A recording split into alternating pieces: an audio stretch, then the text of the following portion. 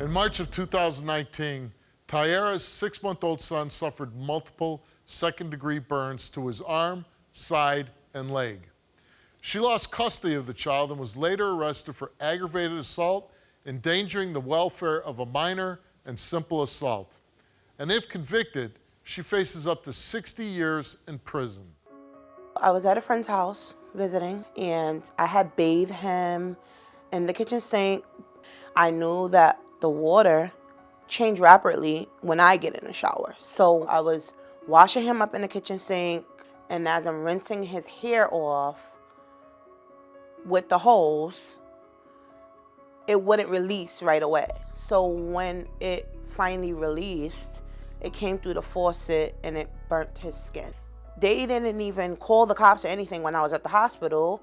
They said that if he had to get skin graft, which means they had to pull skin from somewhere else to place it on the burns where it was more severe, that if he gets skin graft, that means it's a more severe burn. So then they told me that it was a second-degree burn and that they had to skin graft him. They then pulled my son's skin off because they said that they didn't want it to be infected. And then they tried to use the pictures from when they peeled his skin to try to say that that's how he came in the hospital.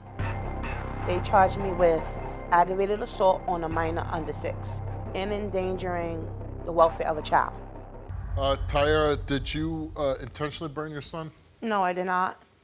Why didn't the doctors believe you? Because when I hear this story, I think there's a ring of truth to it, right? I think that probably some people can relate to hot water surging onto their child.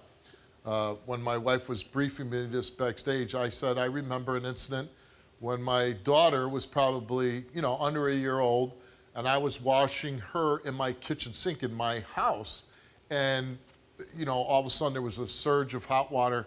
She didn't get burned, but I remember like, oh my God, it got hot real quick, and it was painful her for a brief second, and I turned off. So, and I do know plumbing systems, everything's different, that sometimes scalding water can come out and burn a child. When I got there, there was a doctor there, and before she could even ask me what happened, she was already saying, well, this doesn't look like it was an accident. This looked like you submerged him in water. We then had a disagreement. We was arguing back and forth, and I told her, as an adult, as a parent, I know, me having 2 kids, that's not something I would do to my son. You're accusing me of something that you don't even know what happened. You didn't even take the time out to tell me what you felt happened. You just was accusing me, and then turned around and called ACS on me and called the cops on me. So when they came to the hospital, they were more like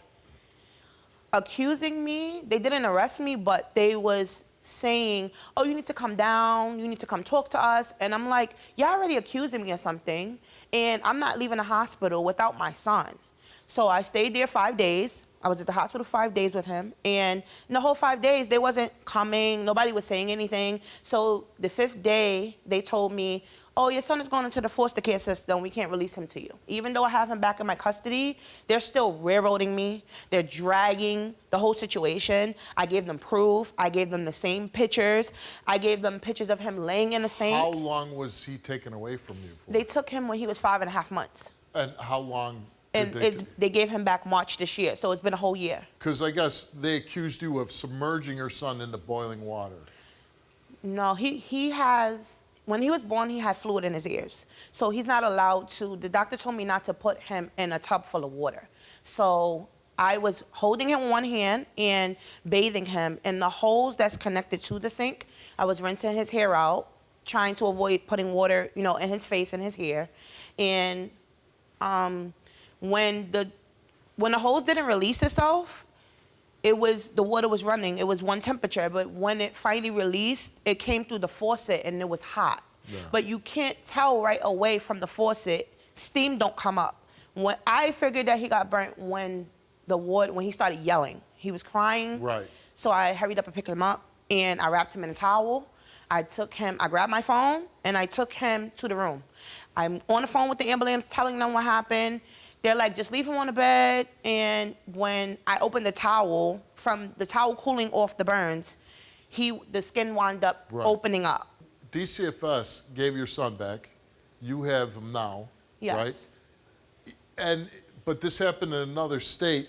You're still facing 60 years in prison. Yes. 60 years. 60 years. That would be basically the rest of your life. Right. And the thing is that they tried to make me agree to a dependency, which they didn't tell me what it meant. They said, if you agree to a dependency with no findings, we could transfer your son to your county. I said, whatever it takes to transfer my son to get him out of Pennsylvania, I'm okay with.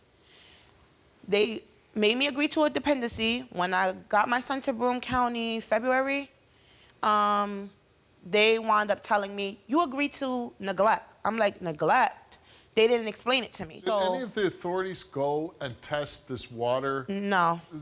So nobody went and checked out your story? No. And they still haven't. Anybody offer you a lie detector test? No. I asked them for one, and they said no.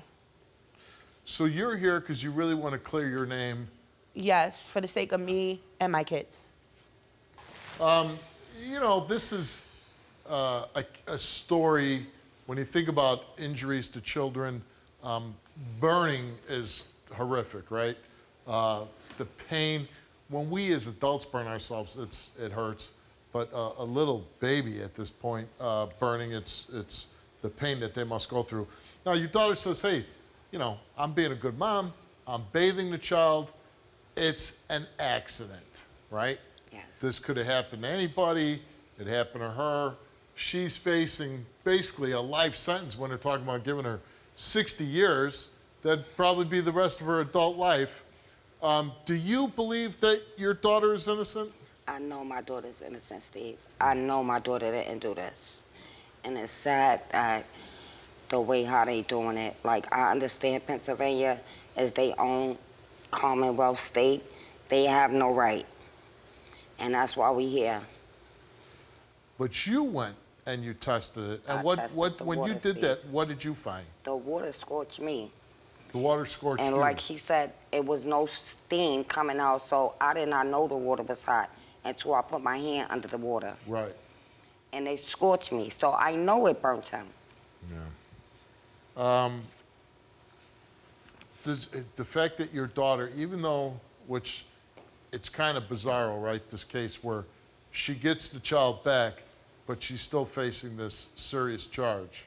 Does it scare you that your daughter might end up going away for a long time? Steve, I'm going to tell you the same thing I told the man in the courthouse when he told my daughter she's going to do some jail time. If y'all lock my daughter up, y'all locking me up too.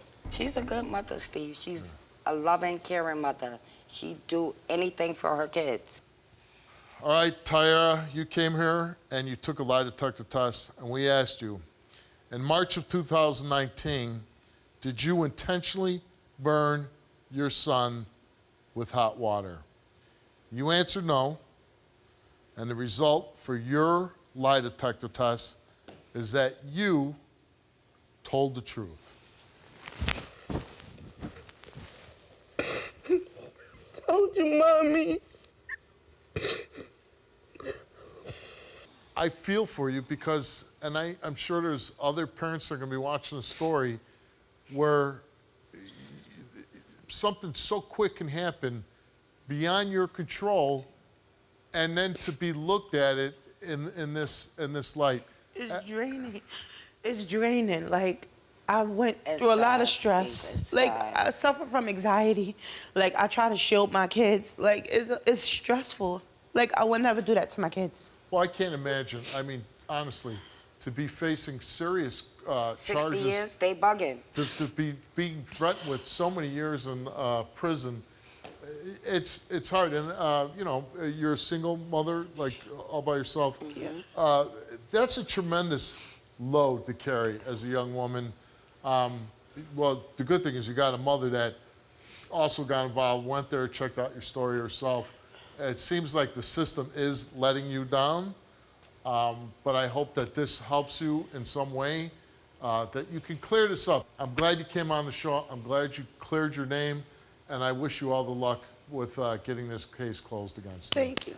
Thank you, Steve.